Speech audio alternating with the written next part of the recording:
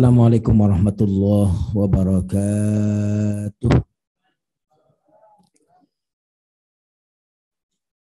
Alhamdulillah alladzi la yuhmadu ala makruhin illahu. Allahumma salli wa sallim wa barik ala nabiyyina Muhammadin sallallahu alaihi wasallam wa ala alihi wa ashabihi wa man sara ala nahjihi bi ihsanin ila yaumiddin. Amma ba'd. Bapak-bapak, ibu-ibu jamaah salat Isya dan Tarawih, semoga semuanya telah diampuni oleh Allah dosa-dosanya. Amin ya rabbal alamin. Semoga setiap langkah kaki kita ke tempat ini menjadi pengangkat derajat kita di sisi Allah Subhanahu wa taala. Yang punya penyakit semoga sembuh penyakitnya. Amin. Kencang juga amin ya kalau itu penyakit.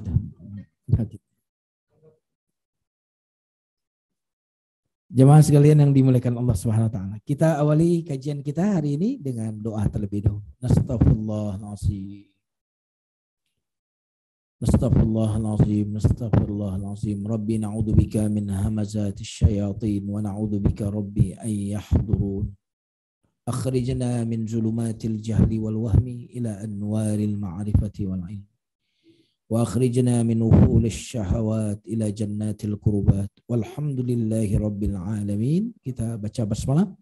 Bismillahirrahmanirrahim. Tema kajian kita malam hari ini tentang kasih sayang Allah di dalam musibah. Apa temanya?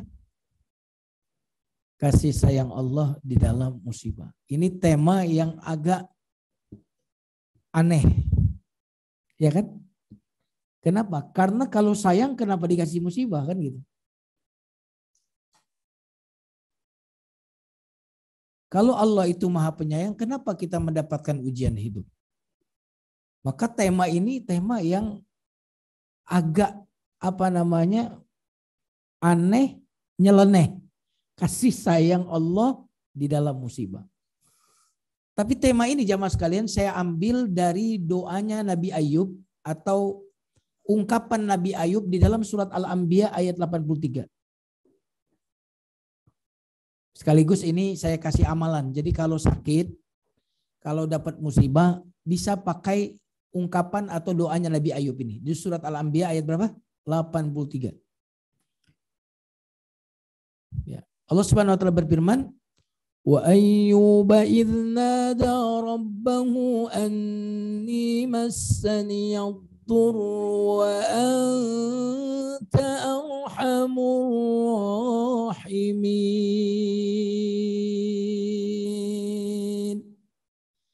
Wa Ayyub, dan ingatlah Ayub idz nada rabbahu, ketika dia munajat kepada Rabbnya, menyeru Tuhannya.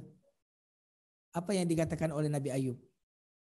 Anni, nah dari situ nanti kalau mau doa, anni masaniyad Rabb, anni masaniyad durru wa anta arhamur rahimin. Ya Allah, aku tertimpa sakit. Ya Allah, aku tertimpa sulit. Ya Allah, aku disentuh musibah.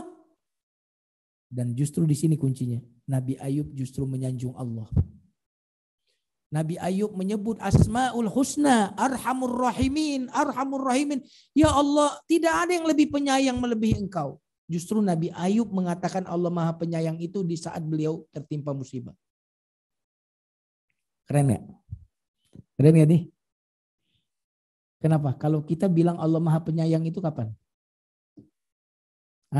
Saya mau tanya jamaah nih, Allah Maha Penyayang gak? Yang keras jawabannya, Allah Maha Penyayang gak? Ya. Allah Maha memberi rezeki gak? Ya. Ngomong iya, duit banyak. Iya kan? Betul atau tidak? Duit banyak, tabungan ada. Semuanya serba lengkap ada pada kita. Lalu kita bilang Allah Maha Penyayang. Allah Maha memberikan rezeki. Kalau kita mengatakan Allah Maha Penyayang, Allah Maha memberikan rezeki saat kita sehat, saat kita banyak duit, itu tidak menunjukkan kualitas keyakinan kita kepada Allah. Karena kita menyanjung Allah karena pemberian Allah. Karena apa? Tapi Nabi Ayub menyanjung Allah bukan karena pemberiannya, tetapi Nabi Ayub menyanjung Allah karena Allah. Ya, jamaah sekalian yang dimuliakan Allah. Jadi tema ini saya ambil dari ungkapan Nabi Ayub. Engkaulah maha penyayang. Di dunia ini gak ada yang lebih penyayang melebihi engkau ya Allah. Dan Nabi Ayub sekali lagi mengatakan itu saat beliau menderita. Saat anak beliau meninggal dunia. Saat beliau tertimpa penyakit. Saat seluruh hartanya itu ludes. Tetapi beliau mengatakan ya Allah. Meskipun apapun yang terjadi padaku. Biarkanlah lisan ini selalu menyanjung. Kira-kira kalau kita tertimpa musibah, menyanjung atau meminta? Kalau bapak-bapak, ibu-ibu yang hadir di sini tertimpa musibah, kira-kira redaksinya menyanjung atau meminta? Hah? Meminta. Kira-kira apa yang diminta? Hah? Kesembuhan. Terus kemudahan. Betul nggak? Kesabaran. Kebanyakan orang kalau tertimpa musibah meminta. Tapi Nabi Ayub ketika tertimpa musibah menyanjung. Wah, ini luar biasa. Dan mana yang lebih utama? Menyanjung atau meminta? Halo? Menyanjung atau meminta? Makanya dalam doa iftitah kita tuh ada dua versi, Pak. Versi pertama doa iftitah umumnya orang Indonesia doa iftitah sebelum Al-Fatihah. Allahu Akbar kabira. Alhamdulillah katsira. Wa subhanallahi bukratan wa asila. Terus ini wajhtu atau wajhtu wajhiya lilladzi dan seterusnya. Kalau Bapak baca terjemahnya atau Ibu baca terjemahnya, di doa iftitah yang ini versi ini enggak ada permintaan, Pak. Ya Allah, Engkau Maha Besar. Dan segala puji bagimu. Enggak ada meminta. Tetapi ada versi yang kedua doa iftitah, Allahumma ba'id baini wa baina khotoyaya kama ba'adta bainal masyriq wal maghrib. Ini juga dari Nabi juga. Kalau ini redaksinya meminta. Kalau Allahu Akbar kabirah menyanjung atau memuji. Di sini kira-kira yang mana nih? Kebanyakan meminta atau menyanjung? Ini luar biasa. Lengkap ya, paket lengkap. Mau jadi orang kaya masuk neraka atau jadi orang miskin masuk surga? Kaya masuk surga, itu orang sini pasti begitu.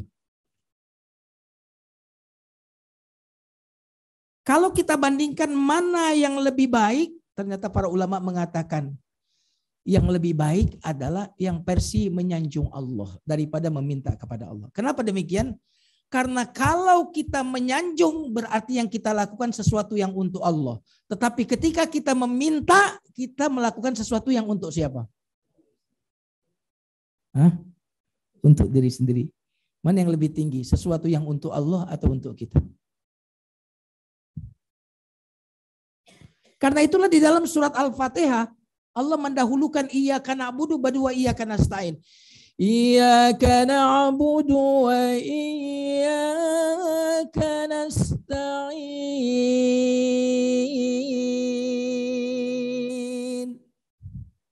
Hanya kalau saya baca Quran Allah gitu ya. Siap? Siap? Iyyaka na'budu wa iyyaka nasta'in.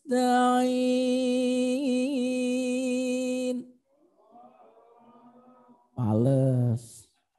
Suaranya pales banget. Suara kekenyangan. Makanya saya habis beduk waktu maghrib saya nggak makan besar dulu, Pak. Hilang suara saya. Nah, kayak tadi tuh pales suaranya. Iyyaka na'budu hanya kepadamu kami beribadah. Wa iyyaka nasta'in hanya kepadamu minta tolong. Ibadah itu kita peruntukkan untuk siapa? Allah. Minta tolong itu untuk kepentingan siapa? Makanya kenapa yang untuk Allah didahulukan, yang untuk kita dibelakangkan. Tidak semua orang yang minta ibadah, tetapi semua orang yang ibadah pasti minta. Iyyaka na'budu itu makamnya orang-orang ikhlas, Pak. Makamnya ikhlas. Tapi kalau wa iyyaka nasta'in, makam semua orang. Makanya iblis pun meminta enggak sama Allah? Iblis berdoa enggak? Apa doanya iblis? Doanya iblis minta panjang umur. Qala rabbi anzirni ila yaumi yub'atsun.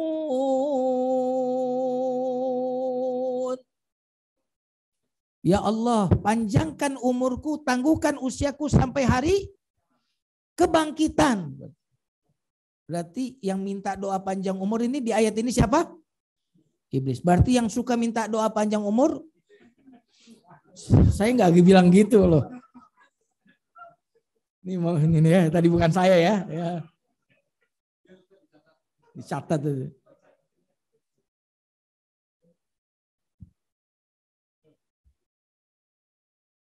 Sekaligus harapan bagi kita. Jika iblis saja berdoa dikabulkan. Lalu bagaimana jika yang berdoa adalah jamaah al-hijrah? Pasti dikabulkan. Jika iblis makhluk terburuk, terlaknat, berdoa kepada Allah dikabulkan. Lalu bagaimana jika yang berdoa itu adalah jamaah al-hijrah? Mustahil tidak dikabulkan. Tidaklah Allah menyuruh kita berdoa kecuali karena dia ingin mengabulkan. Betul atau tidak? Karena buat apa dia menyuruh kita berdoa kalau dia tidak ingin mengabulkan? Tuh, dikabulkan, dijawab Pak. Subhanallah.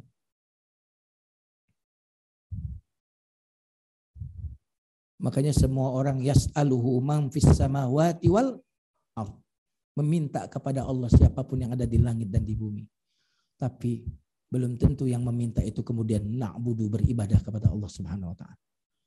Dan dengarkan ini, orang yang beribadah bandingannya dengan orang yang meminta, Allah akan memberikan kepada yang ibadah lebih baik daripada pemberian Allah kepada yang meminta. Saya ulang lagi.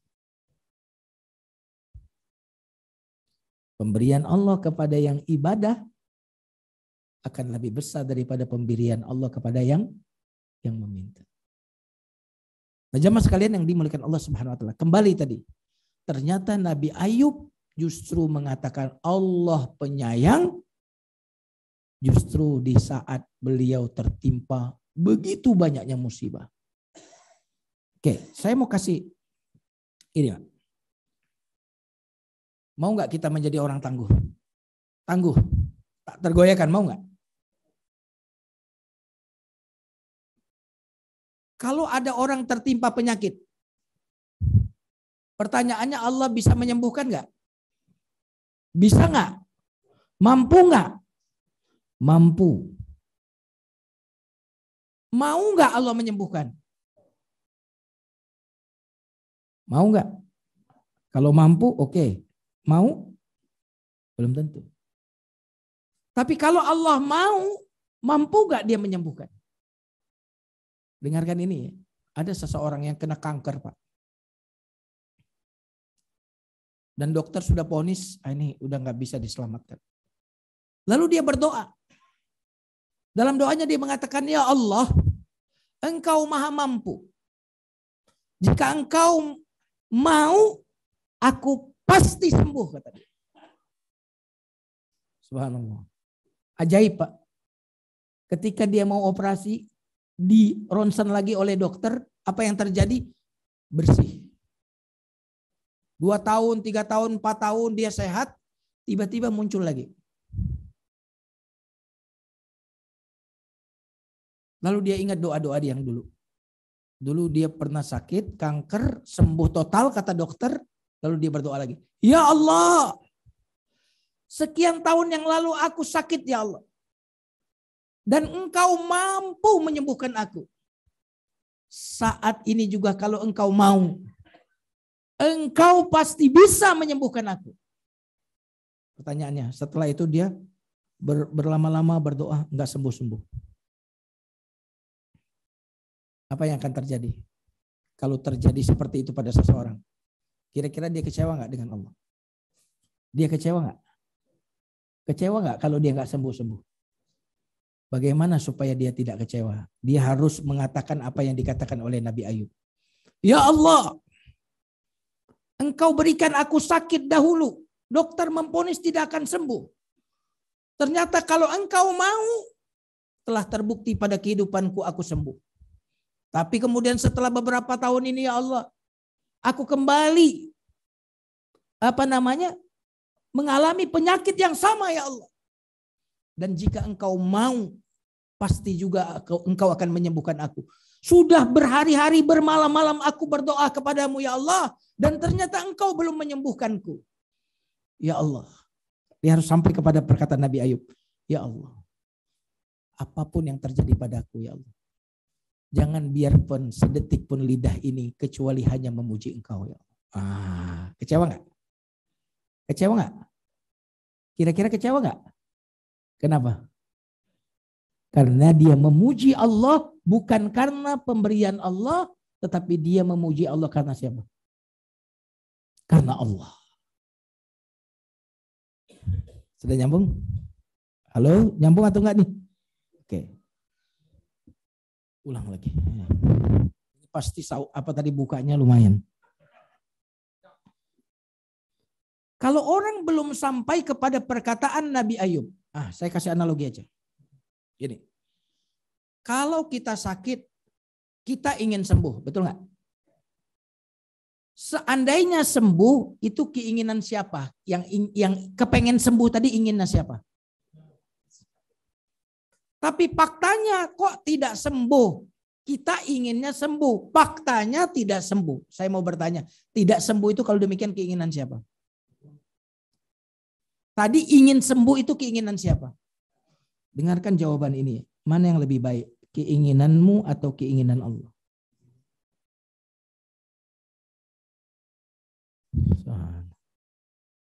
Ini dalam ini. Aku ingin A, tapi kenyataannya B. Ketika saya mendapatkan A, itu sesuai dengan keinginan saya.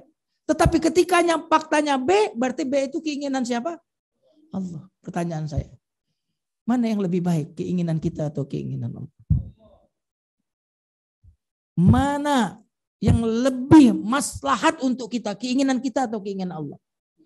Mana yang lebih kau cintai, keinginanmu atau keinginan Allah?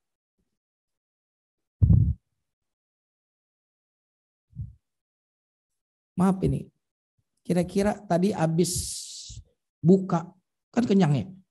Kenyang nggak? Kalau keinginan kita ingin apa tuh habis makan tadi, kenyang tadi? Iya kan? Betul atau tidak nih? Inginnya apa? Tidur. Tapi mengapa kita sholat ke masjid, sholat maghrib, sholat taraweh? Karena kita ingin menuruti keinginan siapa? Ya Allah, aku sebenarnya ingin tidur. Aku sebenarnya ingin nyelonjor. Tetapi engkau ingin aku berdiri di hadapanmu ya Allah. Aku tinggalkan keinginanku. Untuk hanya menginginkan. Nah, itu keinginan siapa tadi jatuh? Akhirnya keinginan siapa tuh jatuh? Coba kalau Bapak itu kemudian enggak menginginkan apa yang dia inginkan oleh Allah. Maka kehidupannya akan penuh dengan amarah dan emosi.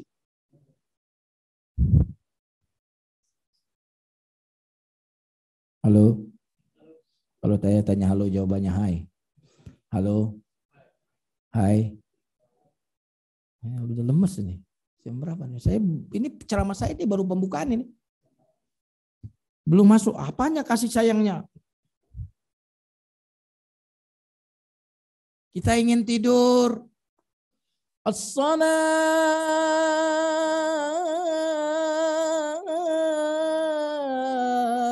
khairum minan naum. Kita pengen naum.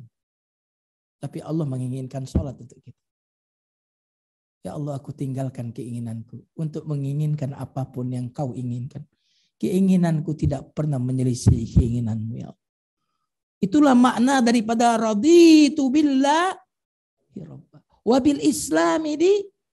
Nah, coba kira-kira kalau orang seperti ini dia sudah istirahat belum? Orang-orang yang belum sampai maqam ini dia tidak pernah istirahat di dalam hidup. Ya Allah, aku ingin sehat, tapi faktanya kau beri sakit ya Allah. Aku ridho dengan sakit yang kau inginkan ini. Aku ikhlas, aku terima ya. I love you full ya Allah. Subhanallah. Bagaimana? Makanya Ibnu Qayyim al-Jauziyah mengatakan ridho itu adalah tempat peristirahatannya orang yang sedang berjalan menuju Allah. Maka siapapun dalam hidup ini yang belum ridho, maka dia belum istirahat.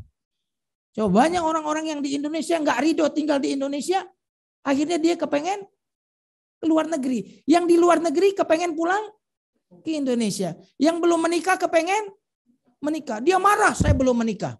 Yang sudah menikah marah karena belum punya anak. Yang punya anak mengeluhkan anaknya. Betul atau tidak? Yang sibuk bekerja kepengen istirahat. Yang pengangguran kepengen. Betul atau tidak? Coba. Siapapun yang tidak berada di maqam ridho, dia tidak akan pernah beristirahat. Contohnya saya kalau ngelihat orang-orang di Australia ini kepengen Pak di Australia. Ini bukan nyindir nih ya. Ini bukan nyindir. Gimana nggak kepengen? Kemarin istrinya Pak Elpo nanya, Ustaz, gimana Ustaz, pengen nggak di sini? Ya nggak usah nanya deh Pak. Saya bilang gitu. Siapa yang nggak kepengen di sini? Coba kalau saya tidak ridho bahwa saya kenyataannya ada di Indonesia, kira-kira hidup saya bahagia atau enggak? Kepikiran terus Australia. Kepikiran tidur. Yang juga di sini juga begitu. Yang nggak ridho kenyataannya dia sudah berada di sini. Selalu ngelihat kalender kapan libur mau pulang ke Indonesia. Saya ridho kan saya sekarang berada di sini Pak. Meskipun istri saya, anak-anak saya tinggal, saya ridho. Nanti pulang ke Indonesia ketemu istri, ridho lagi saya. Iya gitu. Jadi saya itu berakit-rakit ke hulu, berenang-renang ke tepian, terus bukan Pak, bersenang-senang dahulu, bersenang-senang juga kemudian. Kok bersenang-senang tuh kemudian terus, kapan senangnya? Bersenang-senang dahulu, di sini senang, di sana terus di mana-mana tawan, masa kecilnya sama, lagunya nggak pernah berubah. Lagi di masjid senang, nanti di rumah senang. Ridho, raditu billahi rabb. Dan ingat, kehidupan kita ini tidak pernah dia itu stuck pada satu kondisi. Terkadang mudah, terkadang ada susah, terkadang sehat, terkadang sakit. Ketika kita belum bisa menyanjung Allah dalam semua keadaan, sebagaimana yang dikatakan oleh Nabi Ayub, maka di saat itu kita akan kecewa kepada Allah Subhanahu wa taala. Nah, jemaah sekalian yang dimuliakan Allah. Yakin Allah Maha Penyayang? Yakin? Dengarkan kalimat ini. Kalimat ini kalau bapak-bapak, ibu-ibu apal memahami kalimat ini, pengajian saya yang berikutnya nanti yang panjang-panjang itu nggak diingat nggak apa-apa, tapi kalimat ini diingat. Siap mendengarkan? Ini bunyinya begini. Segala sesuatu yang terjadi, yang telah terjadi dikehendaki Allah. Setuju atau enggak nih? Segala sesuatu yang telah terjadi dikehendaki Allah. Ini kalimat pertama. Ya, saya ridho kok. Ada yang keluar saya ridho. Coba ini kalau saya lagi ceramah keluar saya ridho. Ada yang tidur pun saya ridho ya Allah. Gimana? Ibu ridho nggak punya suami kayak yang sekarang? Bu ridho nggak Bu? Bu ridho nggak? Ridho nggak? Ya Allah aku ridho punya suami kayak gini nih, ridho ya Allah. Emang udah takdirku ya Allah. Iya. Bapak-bapak ridho nggak punya istri yang sekarang ini? Kalau nggak ridho berarti belum istirahat. Saya ulang lagi, kalau nggak ridho belum. Ada orang yang belum pensiun tapi dia ridho, dia telah pensiun sebelum waktunya. Tapi ada orang yang telah pensiun tapi hidupnya nggak penuh dengan keredoan terhadap ketetapan Allah. Orang itu kelihatannya pensiun fisiknya tapi pikirannya tidak pernah pensiun. Tapi kayaknya di sini banyak yang pensiun sudah nih. Soalnya cirinya tuh gampang tidur. Dengar ceramah tidur. Penceramahnya udah semangat berapi-api malah ini. Masih bisa tidur, subhanallah. Ini berarti telah turun ketenangan ke dalam hatinya. Makanya kalau ada yang nggak bisa tidur, Pak, ajak ke masjid. Insya Allah mudah tidur. Apalagi kalau ada pengajian, tuh obat tidur paling luar biasa. Merenung, alhamdulillah. Ayo, apa tadi kalimat yang pertama? Belum selesai, Pak. Segala sesuatu yang telah terjadi dikehendaki Allah. Nah, kalimat yang kedua ini tinggal dibalik. Yang dikehendaki Allah pasti terjadi. Dibalik ya. Sudah ya? 1 sama 2 udah hafal ya. Segala sesuatu yang telah terjadi dikehendaki Allah. Nah, nomor 2-nya apa? Dibalik. Yang dikehendaki Allah pasti terjadi. Oke. Ini kalimat ketiga dan keempat ini penting banget. Kehendak Allah pasti mengandung hikmah.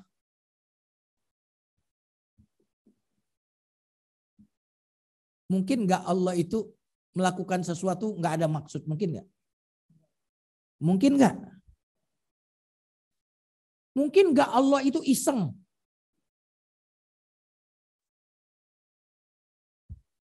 Kita aja kadang-kadang nyubit anak tuh kan sampai nangis. Padahal dia nggak salah.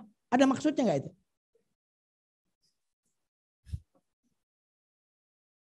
Iya kan? Anaknya sampai nangis. Dia nggak salah. Tidak mungkin Allah menghendaki sesuatu tanpa hikmah. Nah, kalimat terakhirnya. Segala yang mengandung hikmah pasti mengandung kebaikan yang banyak. Saya ulang lagi ya. Yang mengandung hikmah pasti mengandung kebaikan yang banyak. Saya ulang lagi nih kalimatnya nih. Yang telah terjadi dikehendaki Allah. Yang dikehendaki Allah pasti terjadi. Kehendak Allah pasti mengandung hikmah. Sesuatu yang mengandung hikmah pasti mengandung kebaikan yang banyak. Wa may yu'tal hikmata faqad utiya khairan katsira. Siapa yang diberi hikmah, maka dia telah diberikan kebaikan yang banyak. Jemaah sekalian yang dimuliakan Allah. Apa bedanya hikmah dengan rahmat? Kalau rahmat itu tampaknya itu nyenengin, itu rahmat. Contohnya banyak duit, nah itu rahmat. Contohnya dikasih sehat, itu namanya rahmat. Tapi hikmah biasanya casingnya nggak enak. Seperti durian itu, casingnya gimana? Halo? Durian gimana casingnya? Berduri. Tapi isinya? Subhanallah. Nah itu yang namanya hikmah, Pak. Kalau rahmat, casingnya indah, ya, luarnya bagus, tetapi kalau hikmah biasanya luarnya nggak kita sukai, tetapi dalamnya mengandung hikmah. Nah, jamaah sekalian yang dimuliakan Allah. Bapak-bapak, ibu-ibu mau diberi rahmat atau mau diberi hikmah? Walaqad atayna Luqmanal hikmah. Subhanallah. Walaqad atayna Luqmanal hikmah. Walamma balagha asyuddahu atainahu hukman wa ilma. Ketika Nabi Yusuf telah mencapai usia balik, maka kami berikan kepada dia hikmah. Nah, jamaah sekalian yang dimuliakan Allah Subhanahu wa taala. Jadi yang diberi oleh Allah hikmah jauh lebih besar daripada pemberian Allah dibandingkan dia memberikan rahmat. Kalau dibilang hikmah itu rahmat terselubung, Pak. Rahmat terselubung. Tapi kalau rahmat itu memang udah nampak rahmat. Tapi kalau hikmah luarnya tidak enak, tetapi dia mengandung kebaikan yang banyak. Nah, jemaah sekalian yang dimuliakan Allah Subhanahu wa taala.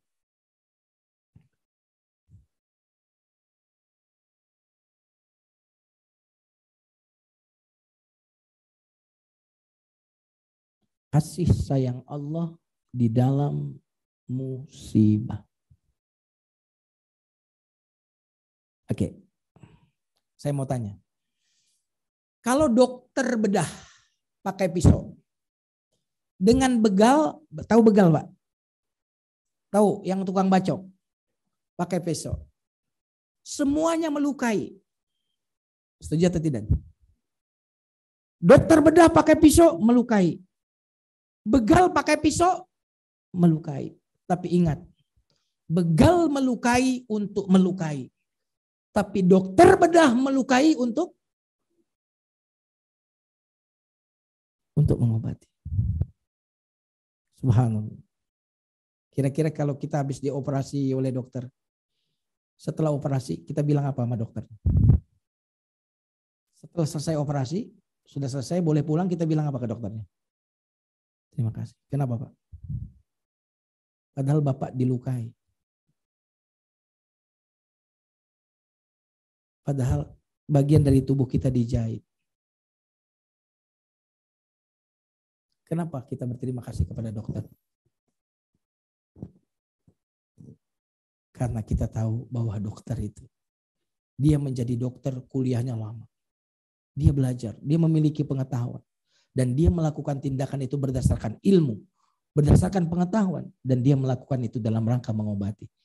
Jika dokter saja mustahil melukai untuk melukai, mustahil mengamputasi untuk mencederai, lalu mungkinkah Allah menimpakan musibah untuk melukai kita? Mungkin atau tidak? Halo? Tidak mungkin. Mungkinkah kita mencubit anak untuk menyakitinya? Mungkin atau tidak? Tidak mungkin. Tetapi kita mencubit anak sebagai bentuk kasih sayang. Dan ternyata dalam menyayangi anak kita, kita kadang-kadang pakai kelembutan saja atau pakai ketegasan juga. Dua-duanya. Betul atau tidak? Terkadang kita menyayangi anak dengan kelembutan. Tapi terkadang kita menyayangi anak dengan ketegasan. Maka Allah juga memelihara kita, Pak. Allah memelihara fisik kita dengan makanan dan minuman. Tetapi Allah memelihara jiwa kita, Pak, dengan musibah. Saya ulang lagi. Saya ulang lagi kalimatnya. Mungkin ini penutup. Udah 5 menit lagi. Ini sebenarnya detailnya banyak yang bisa saya sampaikan, tetapi poinnya supaya kita betul-betul sampai kepada prinsipnya.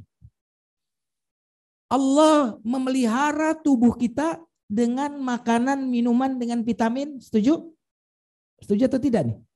Setuju. Tapi Allah juga bukan cuma pemelihara tubuh. Allah pemelihara hati. Pemelihara jiwa kita. Dan cara Allah memelihara hati dan jiwa kita adalah Allah berikan kepada kita musibah. Kenapa? Karena musibah itu yang menghilangkan sifat sombong kita. Musibah itu yang menghilangkan sifat lalai kita. Betul atau tidak? Kira-kira kalau duit kita sangat banyak, sangat kaya raya Pak. 4 triliun, 10 triliun. Kira-kira saat ini ada di mana kita? Ada di mana nih? Di mall. Iya kan? Di mall. Kapan kita bisa menangis waktu berdoa dan tahajud? Saat banyak duit atau lagi kurang duit?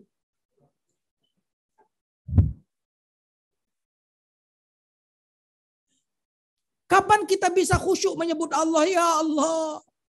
Ya Allah, kapan itu? Lagi banyak duit atau kurang duit? Memang kita diambil duitnya oleh Allah, tetapi kita diberi khusyuk oleh Allah. Ternyata yang Allah gantikan terhadap yang dia ambil lebih besar dan lebih bermanfaat bagi kita daripada yang dia ambil dari kita. Betul atau tidak? Makanya kan ada yang iseng, ada yang sholatnya lama terus nangis-nangis, temannya nyolek.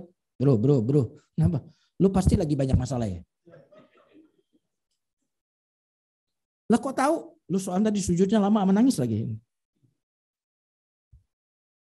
Jamaah sekalian yang dimuliakan Allah. Saya akan bacakan satu kalimat sebagai penutup. Mudah-mudahan ketemu kalimatnya. Saya bacakan ya. Kalimatnya dari Ibnul Qayyim, jadi sengaja saya baca dari kitabnya Syifaul Alil. Berbunyi begini, hati dan ruh mengambil manfaat dengan penyakit dan penderitaan. Saya ulang lagi, hati dan ruh mendapat manfaat dengan penyakit dan penderitaan yang tidak bisa dirasakan kecuali orang yang memiliki kehidupan hati. Ternyata di sini beliau menyebutkan kesehatan hati dan ruh digantungkan atas penderitaan badan dan tekanannya. Memang fisik kita sakit, Pak. Tapi gara-gara fisik kita sakit, hati kita jadi sehat. Ini sepakat gak nih?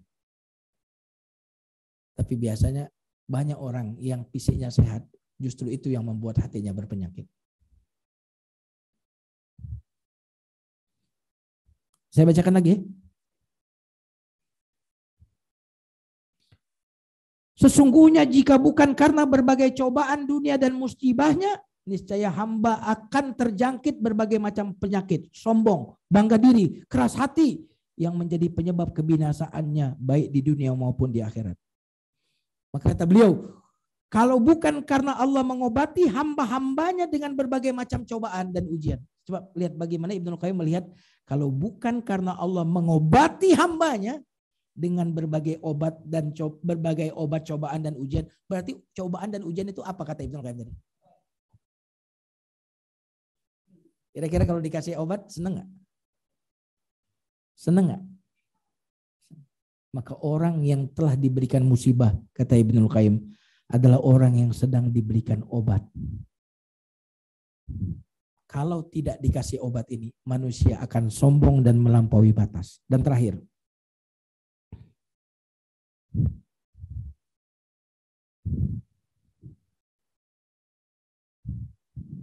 Pak, apa yang saya ingin saya sampaikan ini, analoginya yang pas. Kalau kita lagi ada masalah, tapi kemudian kita punya keluarga yang kaya, kira-kira kita akan mendatangi siapa? Ada teman baik hati yang bisa membantu kita, datangin siapa? Terakhir, seandainya saat kita menderita, kita nggak punya siapa-siapa yang bisa menolong kita, kita akan mendatangi siapa? Maka musibah itu membersihkan hati kita dari apapun dan siapapun selain Allah. Saya ulang lagi ya, musibah itu membersihkan hati kita dari apapun dan siapapun selain Allah. Itulah makna la ilaha illallah. Wallahu a'lam bishawab. Mudah-mudahan tema kita agak berat ya malam ini. Agak berat. Tapi nyambung nggak? Ini yang saya bisa sampaikan. Mudah-mudahan tema malam hari ini bisa membuat kita tegar dalam kehidupan ini, dalam menghadapi apapun. Dan ingat doa Nabi Ayub saat kita sedang sulit. Anta arhamur rahimin. Engkau maha penyayang ya Allah. Wallahu a'lam bishawab. Silakan kalau ada yang ingin bertanya. Ya. Saya bingung ini berat materinya atau berat waktu berbukanya ini. Ini nggak jelas ya. Silakan ada yang bertanya.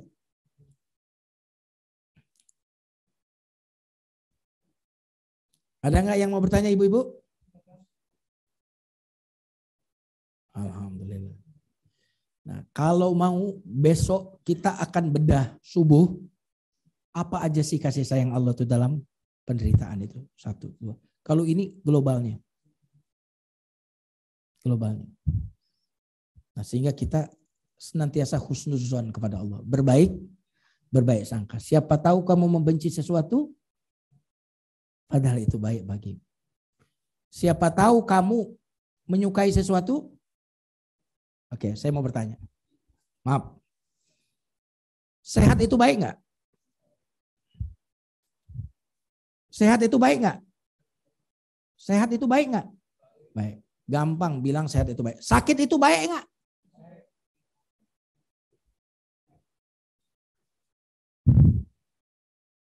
Pak, kalau kita mendefinisikan sakit itu keburukan, maka hidup kita akan terombang-ambing. Nah, satu lagi pertanyaan. Hidup itu karunia bukan? Hidup itu karunia bukan? Oke, gampang itu jawabnya. Saya mau tanya. Kematian itu karunia bukan? Ini pertanyaan penting. Hidup itu karunia bukan? Mati itu karunia bukan? Siapa di sini yang nggak kepengen mati yang angkat tangan?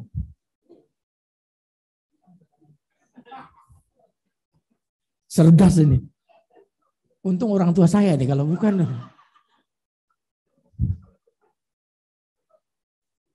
Coba bayangin aja Pak, kalau yang tua-tua ini 50 tahun nanti, ya 50 tahun lagi masih hidup kira-kira. Udah gak ada teman Pak, udah kagak nyambung ngomong. Sebelahnya bocah-bocah kagak nyambung, kesepian dia. Betul atau tidak? Maka kematian itu adalah anugerah Pak. Maka Allah berfirman, kaifa takfuruna billahi wa kuntum amwata fa ahyakum tsumma yumitukum. Bagaimana kalian bisa kufur kepada Allah sedangkan kalian dulu mati lalu aku hidupkan lalu aku matikan. Jadi mati itu anugerah. Bagi siapa Pak? Bagi yang mati. Kenapa Pak? Kalau dia banyak dosa, mati, berarti dia berhenti dari memperpanjang dosanya. Kalau dia orang soleh dan orang baik, mati, apa yang dia dapat? Surga pahala. Tetapi bagi orang yang ditinggal mati, itu musibah. Misalkan seorang anak punya orang tuanya meninggal, musibah nggak buat anak itu? Musibah. Orang tua anaknya meninggal, musibah nggak yang dirasakan oleh orang tua?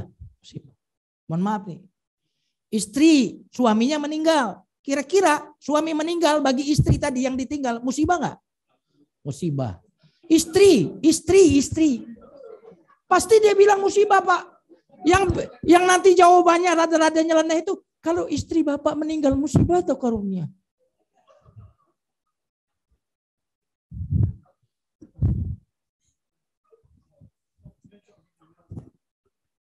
Saya nggak bisa membayangkan Pak. Jangankan yang lebih tua dari saya Pak. Saya saja yang masih muda. Sudah merasakan bahwa dunia ini ya begini-gini aja. Ya kalau lauk mah telur, habis itu pindah lagi ayam, habis itu lagi daging, telur, muter. Nanti tempe diapain, tahu diapain, ya begitu-gitu aja. Maka terima kasih ya Allah, ada kematian.